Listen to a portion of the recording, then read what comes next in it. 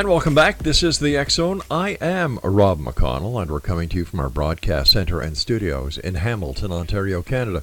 Now, if you'd like to send me an email and send us any comments, suggestions, or, yes, even those nasty letters that some people who have nothing better to do with their time, you can send me an email to xzone at xzoneradiotv.com on all social media sites, Xzone Radio TV. And to find out about the programming we have available for you 24/7, 365 on the X Zone Broadcast Network, visit www.xzbn.net. And for the programming lineup on the X Zone TV channel on SimulTV, visit www.simultv.com. Starting February the 1st, we will be on iLaunch television throughout the United States. And later on in the month of February, we're going to be carried by Comcast. More information on that as we get it here. So, as always, here there is total transparency between what we do here at REL-MAR and with you, the members of the X Zone Nation. My guest this hour is HERMAN BAUER. He is an emeritus professor of chemistry and science studies at Virginia Polytech Institute and State University, also known as Virginia Tech.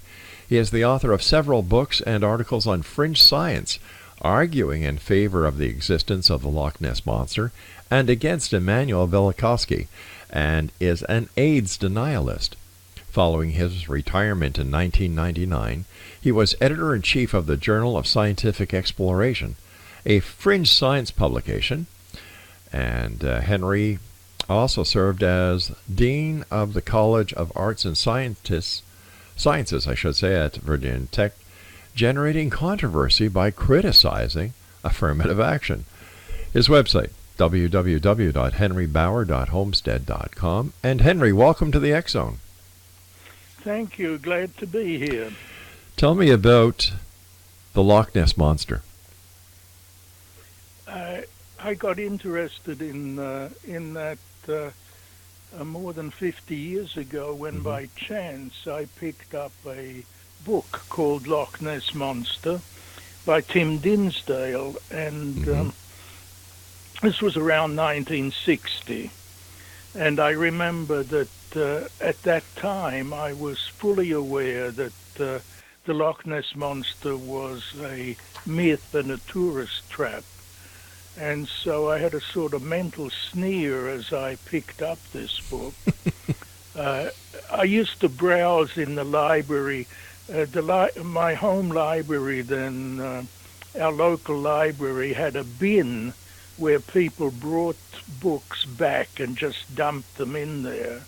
And I used to browse in there thinking that the books that people had read would be the most interesting ones. So I picked this up and with a mental sneer, but I leafed through it, and here there were some photos that claimed to be stills from a film that the author had taken. And that really set me back. How could that be the case, that you have an actual film of a large creature in Loch Ness when everybody seems to agree that it's not real? So I was hooked, and I tried to read more about it. And one of the things that sort of surprised me was that I could find nothing in the actual scientific literature about it. But there was a group in Britain. I was in Australia at the time.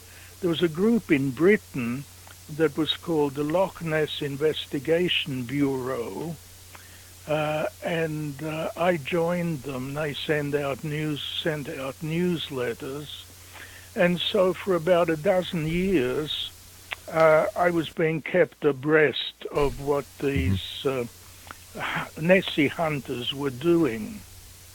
And then a dozen years later, in 1972, I took a sabbatical leave in England, And in the springtime, we went to have a look at Loch Ness.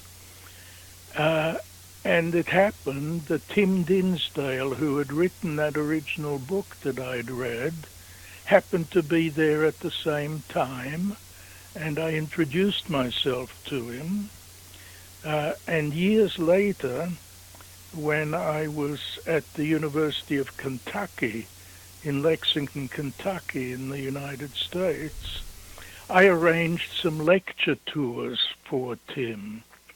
And in those lecture tours, I saw his film enlarged to 35 millimeters, and it's absolutely stunning when you see it like that. You see this enormous wake being thrown up by something that is moving in a curved path through the water, and then it submerges, and yet the wake continues. So this is some animal, an animate thing that is quite large and that submerges and then comes up again. So that evidence seemed to me to be pretty conclusive. But then in the 1970s, there were also some underwater photographs taken. And over the years, there have been many contacts by sonar with some sort of large moving underwater objects. The information you get from sonar is quite limited, though. Right. It doesn't give you shape. And estimates of size are very indeterminate because the strength of the echo depends on the difference in density between the water and the object. And that depends with an animal, for example, on how much air is in the body. If there's a large air bladder, you'll get a strong signal. If it's a waterlogged tree, it'll be a very weak signal. Right. So, to my mind, we have evidence from sonar, we have evidence from underwater photographs, we have evidence from Tim Dinsdale's film, and to my mind, this is conclusive. But the great hope now is with what's called environmental DNA. I hadn't heard of that until about a year ago. It turns out that all living things shed cells from their bodies.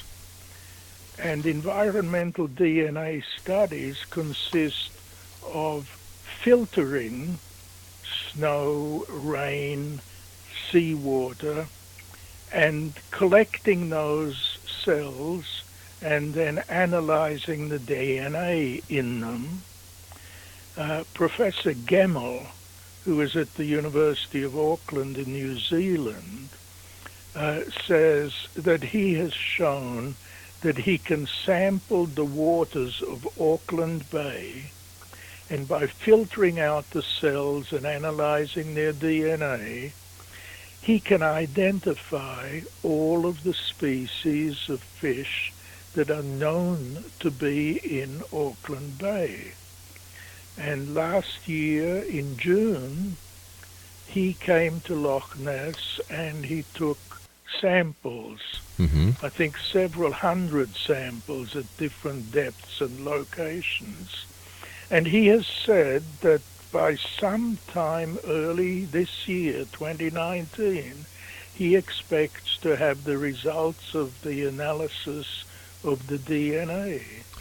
Fascinating. So my prediction is that there will be some unidentified DNA that seems somehow related to marine reptiles of some sort. All right, Professor, I hate to do this, but I have to take my break. Please stand by, okay. sir. Great having you with us. And Exo Nation, our guest this hour Henry BAUER and I will be back on the other side of this break as we continue our investigation into the world of the paranormal and the science of parapsychology from here in the X Zone with yours truly, Rob McConnell.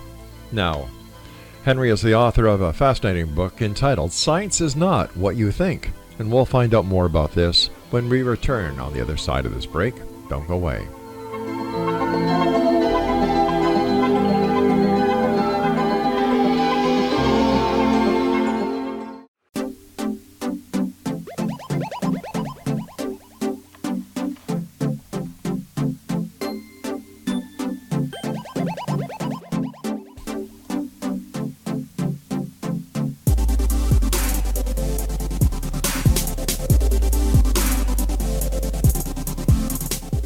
Exonation, Henry Herman BAUER is our very special guest this hour.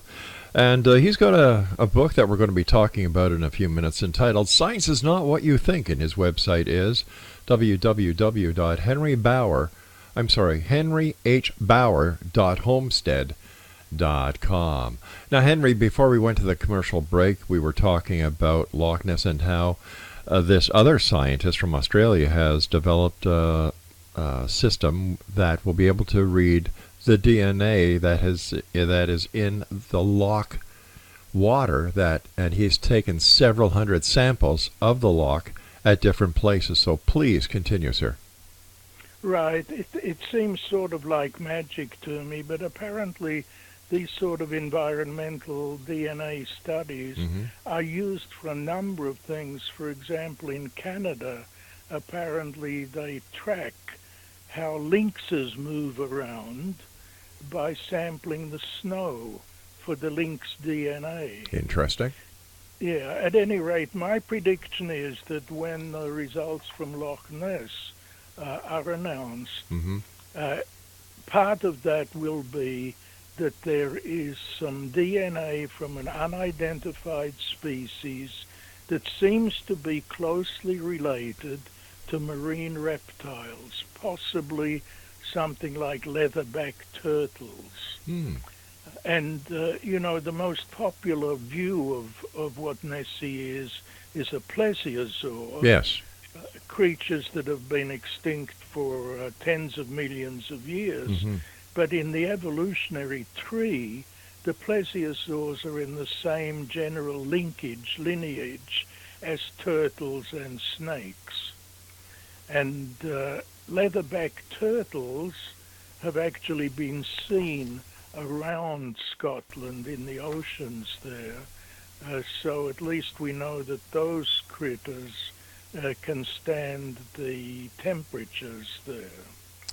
So at any rate, this is my prediction. Well, all right. You'll have to keep us in the loop on what happens, sir. This is very interesting information. Now, you've written a book that is entitled Science is Not What You Think. Why did you write this book, sir?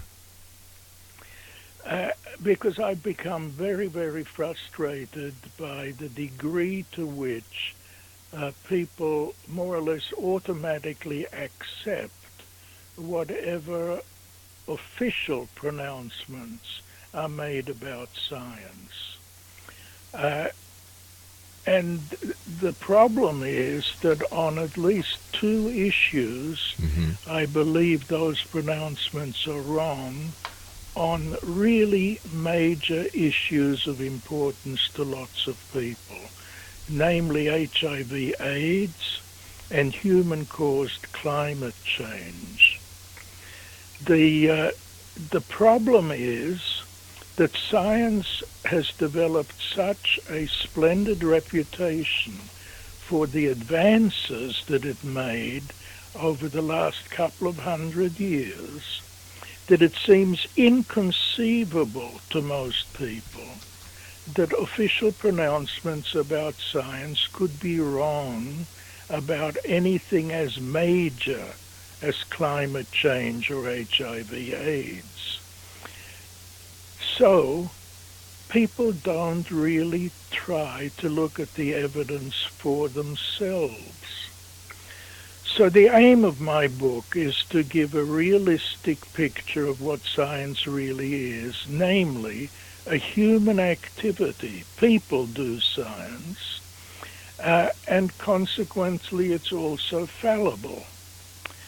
The history of science is perfectly clear that scientists went wrong on all sorts of things very, very frequently before they learned more and corrected previously mistaken views.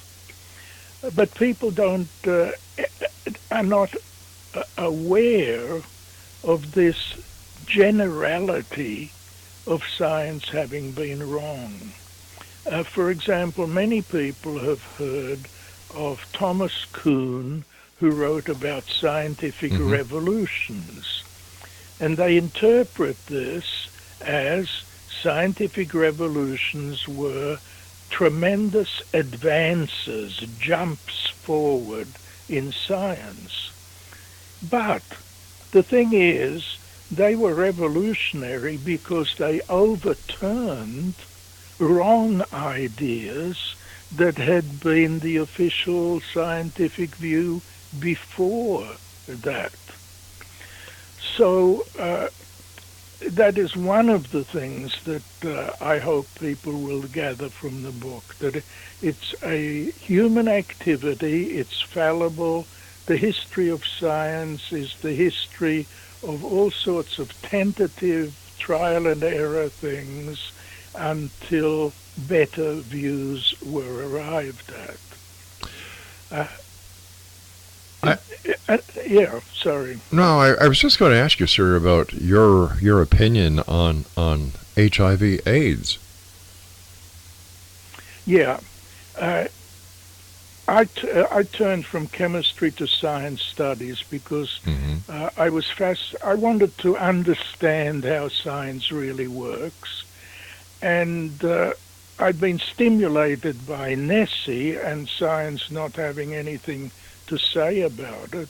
So I made a specialty of looking for controversial issues. And by looking for controversial issues in the early 1990s, I came across this phenomenon that there were people who denied that HIV caused AIDS. So I read into what they were saying, and I found it plausible, but I certainly didn't find it convincing until in the early 2000s, one of those books said that when the U.S. Army started to test potential recruits for HIV, they found that all across the United States, teenage girls were testing HIV positive as frequently or more frequently than teenage boys. This was in the mid-1980s. And that simply could not be true because the official view is that HIV entered the United States in the late 70s in ghettos of gay men. There's no way in which a sexually transmitted agent could have spread from ghettos of gay men in a few large cities in the United States, so that just half a dozen years later, teenage girls would be as often infected as teenage boys all over the country, Montana, Idaho, Louisiana, everywhere. Well, one of the things that I knew about science was that you do not accept one research report. So I looked at the original, but it said what it had been quoted to say. So then I looked for other reports of HIV testing, and eventually I had looked at the published reports of HIV tests in the United States from the early 1980s into the late 1990s, and it was one of the most emotionally intense experiences of my life, because those reports had patterns in them that are simply incompatible with an infectious agent or a sexually transmitted agent. For example, in any group that's tested, the likelihood of being HIV positive increases with age from the teens up to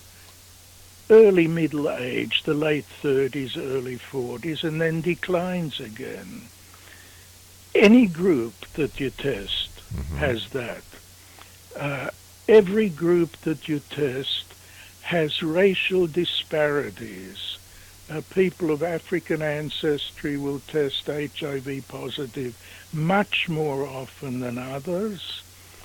Asians test on average maybe 3 times less than Caucasians. For example, the CDC's latest figures in the United States are that black Americans, males, are 20 times as likely to test HIV positive as Caucasian American males. And there's a similar disparity with black and white women. You do not have that sort of general constant pattern with gonorrhea or syphilis. I mean, those things pop up and die down at various times in various places. All right, Henry, you and I have to take our news break at the bottom of the hour. Please stand by, sir. Exonation, our guest this hour is Henry BAUER, and if you'd like to find out more about Henry, his website is, are you ready for this? www.henryhbauer.homestead.com. And Henry and I will return on the other side of this break as we continue here in the X Zone from our broadcast center and studios in Hamilton, Ontario, Canada.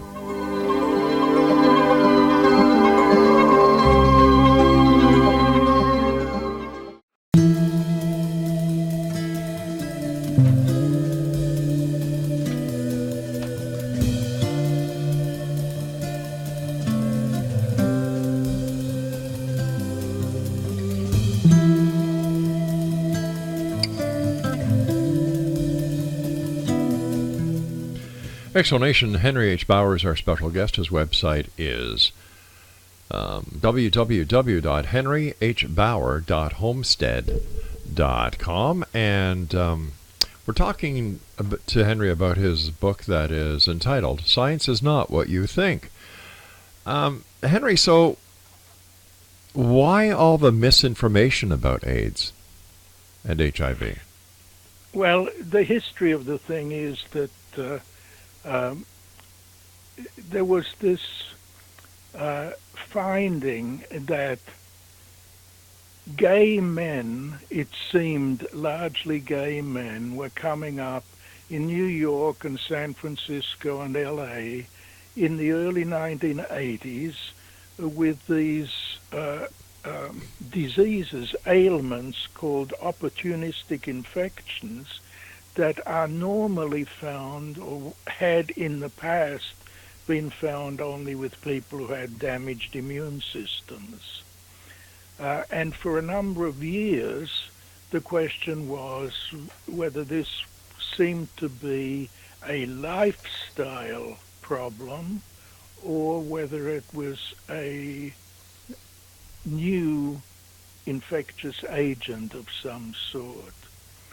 And in April of 1984, the Department of Health and Human Services held a public press conference introducing Dr. Gallo of the National Cancer Institute, who said that he had discovered the probable cause of AIDS as a retrovirus. And that was a critical time because biologists of all sorts need funding for their research. And the Department of Health and Human Services, through National Institutes of Health, is the major patron of funds for research. So as soon as Gallo had made that announcement,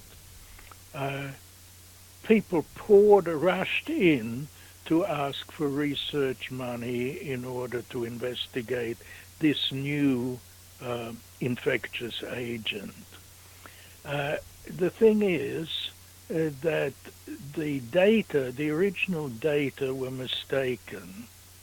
It was the commonality amongst the original AIDS victims was not that they were gay, it was that they were heavy abusers of drugs, so-called recreational drugs. Right. And Gordon Stewart, a Scottish epidemiologist in the 1970s, when there was a really great drug epidemic in New York, had actually described symptoms that were just like AIDS symptoms amongst people who were abusing injectable drugs. So that was one thing that was wrong in the assumed commonality.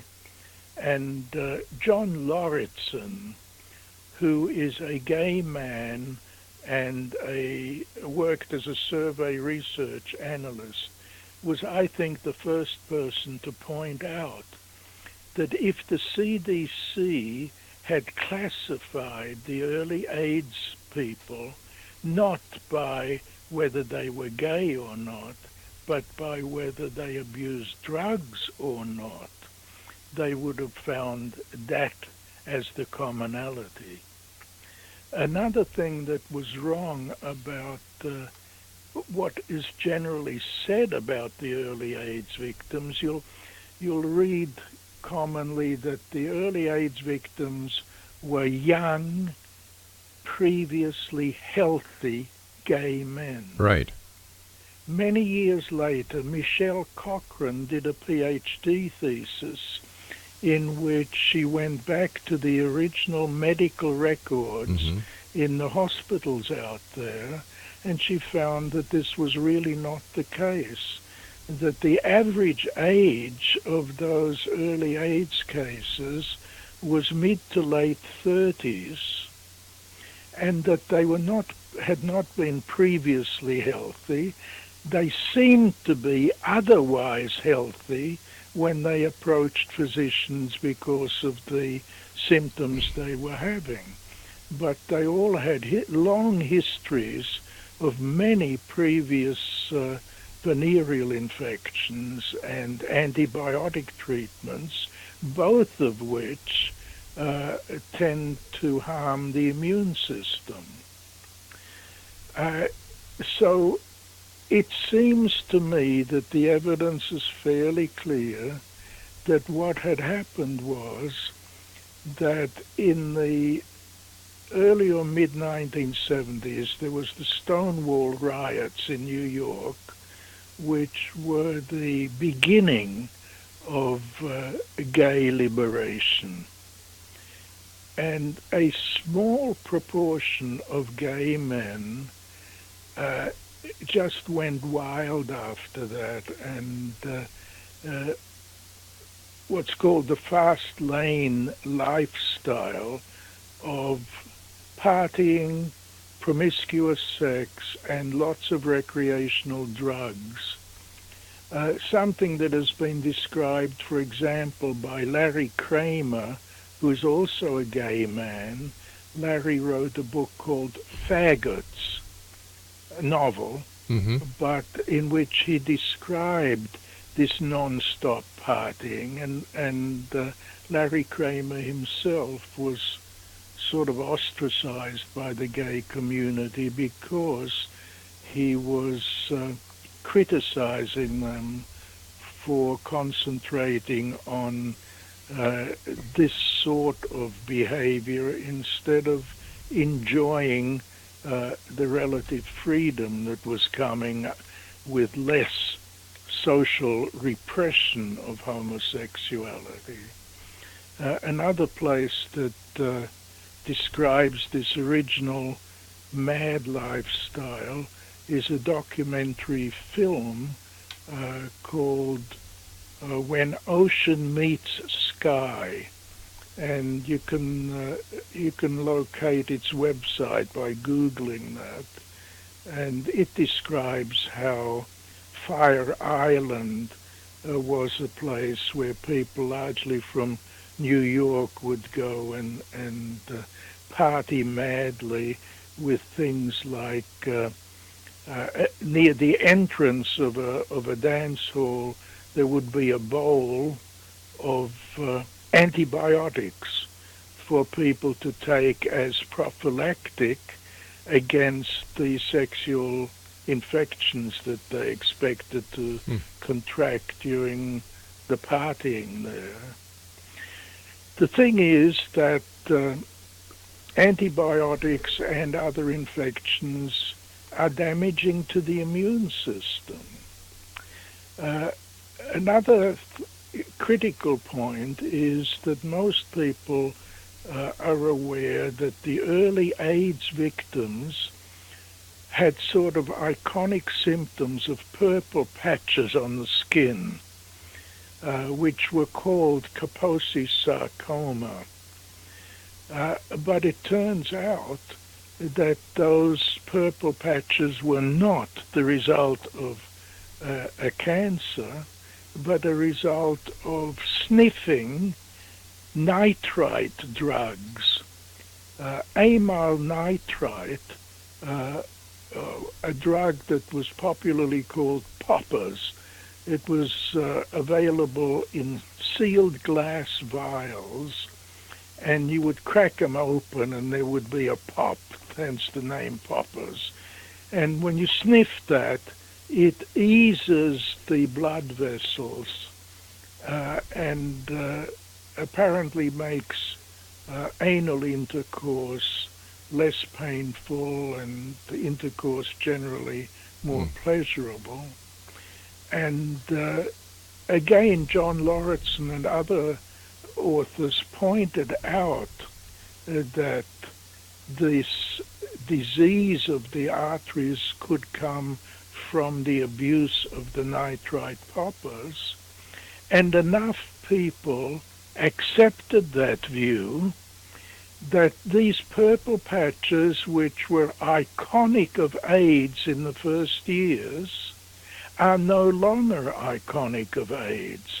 After half a dozen years or so, the proportion of AIDS people having this apparent Kaposi's sarcoma had gone almost to zero.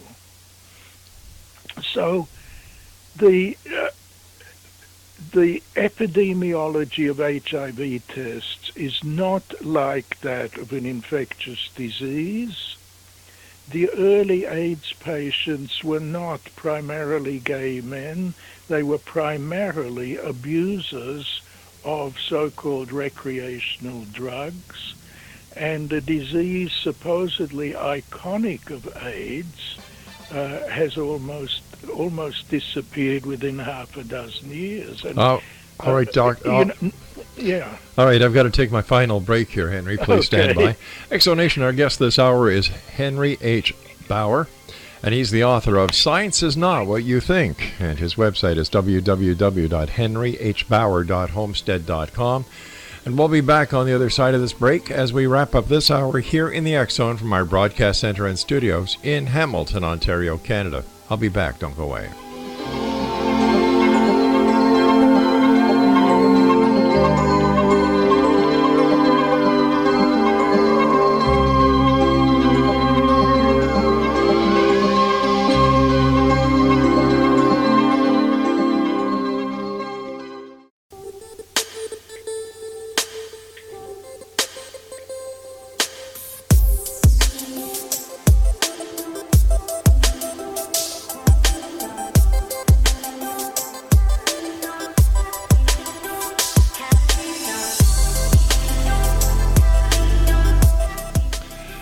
Welcome back, everyone. Our guest this hour is Henry H. Bauer, and his website is www.henryhbauer.homestead.com. First of all, Henry, thank you so much for joining us tonight, and congratulations on your book entitled Science is Not What You Think. Thank you very much. Henry, you and I were talking during the commercial break, and you mentioned something about a science court. Right. Could we talk about that, because it seems like it's something that is needed.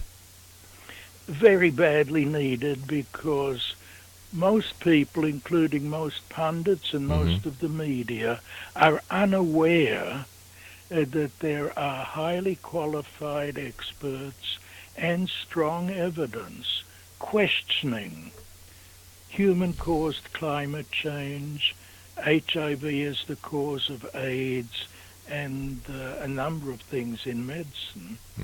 And because people are unaware of these minority views, this is one of the reasons why the official views seem to be accepted universally.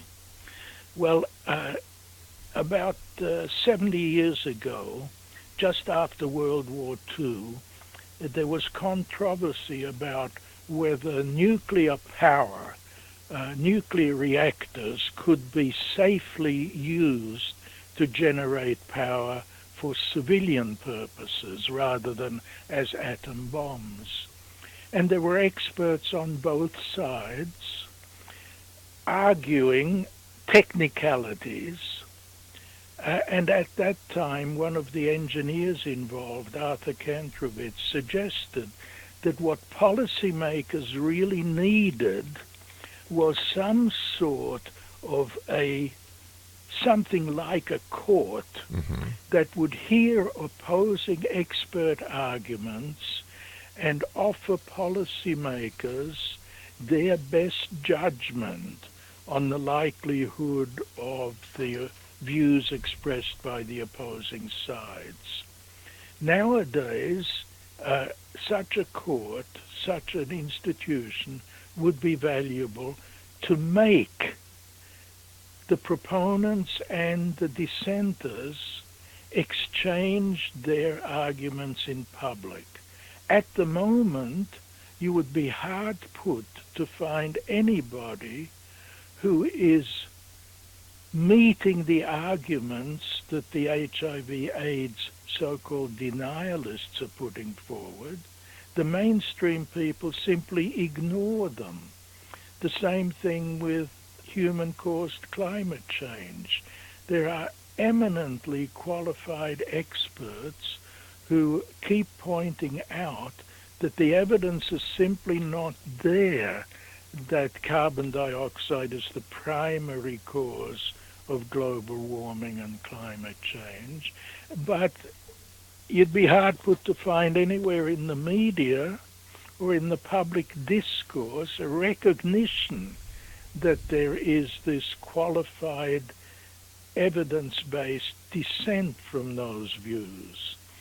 So a science court seems to me to be the sort of institution that is needed in order to force public discussion of the pros and cons of these things.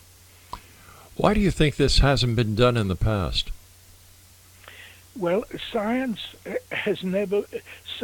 is, it's an activity that has no official regulations or hierarchy. Right.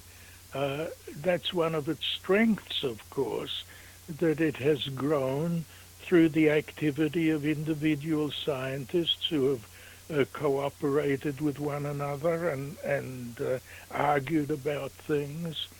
But an essential point, which I start with in my book, is that scientific activity since about World War II is an entirely different thing than it was up to that time. Up to about the middle of the 20th century, you could describe science as an academic activity, a sort of cottage industry of individual entrepreneurs, people who were doing science out of curiosity and just looking for the best explanations for things. The Second World War changed all that because of the atomic bomb, of sonar, radar, and so on. After World War II, there was this famous report by Vannevar Bush called The Endless Frontier, in which he persuaded the President of the United States that if money were put into scientific research, then the civil society could benefit just as in wartime atomic bombs and these other things had helped to win the war. Mm-hmm. Well, the amount of money that has poured in since middle of the 20th century is enormous. And scientists nowadays are not independent individual entrepreneurs who can work on what they happen to be interested in. They are subject to being able to get grants. They can't publish unless the journal's peer reviewers agree with what they say. So what has come in is a great deal of conformity, a great deal of groupthink. Most people would not imagine that groupthink is something that would apply to science, but it does. It has come about that the mainstream scientific consensus of the people who are in the important positions as editors and reviewers and so on really control what the official views are.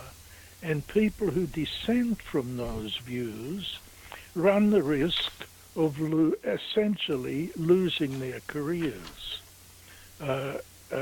One example, well-known example of that is Peter Duisberg at the University of California in Berkeley, who was regarded as one of the world's leading virologists. When Gallo said that HIV was the probable cause of AIDS, Duisberg wrote 2 long articles explaining why a retrovirus could not do what HIV was supposed to do. Almost immediately, Duisberg stopped being able to publish in the major journals. He stopped being invited to conferences. He lost his research support from the National Science Foundation and the National Institutes of Health. And he's able to continue doing research only with the help of private patrons. And that same sort of thing applies, unfortunately, across the board now in science. It is patrons and the providers of research funds who really control what science is done, what research is done, and whether or not it gets published. For instance, in the field of medicine, it's quite common for the drug companies to give grants to people in academia to research interesting substances for them. But the providers of the research funds control the publication of the results. And there have been a couple of notorious instances where they refused to let the researchers publish their results because they were not favorable to the potential drugs. Unbelievable. Unbelievable. You know, Henry, this hour has gone by so fast. First of all, I want to thank you so much for joining us. We'll have to have you back on in the future to further discuss the wonderful topics that can be found in your book. And by the way, Exonation, the name of Henry's new book is entitled Science is Not What You Think. And for more information about our guest this hour, Henry H. Bauer, visit www.henryhbauer.homestead.com. Also, he has two blogs. One is Skepticism About Science and Medicine, and that is scimedsskeptic.wordpress.com. That's scimedsskeptic.wordpress.com. And his second blog is HIV, on HIV/AIDS skepticism, entitled hivskeptic.wordpress.com. Henry, thank you so much for joining us. Take care of yourself, and I look forward to speaking to you again in the future. Thank you so much for this opportunity. I enjoyed it a great deal. Thank you very much, sir. Keep up the great work, Henry. The world needs you. Thank you. Exonation, I'll be back on the other side of this break as we continue here in the Exxon with yours truly, Rob McConnell, from our broadcast center and studios in Hamilton, Ontario, Canada. I'll be back after the news at the top of the hour at 6.5 minutes past. Don't go away.